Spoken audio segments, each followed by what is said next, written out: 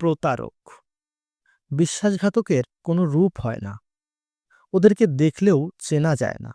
বৈচিত্র্যময় এই সমাজে নানা বেশে বিচরণ করে ওরা, কখনো বন্ধু, কখনো বা প্রিয়জন, কখনো আবার সুজন আত্মীয়। বর্ণ, গন্ধ, আকৃতি কোনো কিছুতেই প্রকাশ পায় না।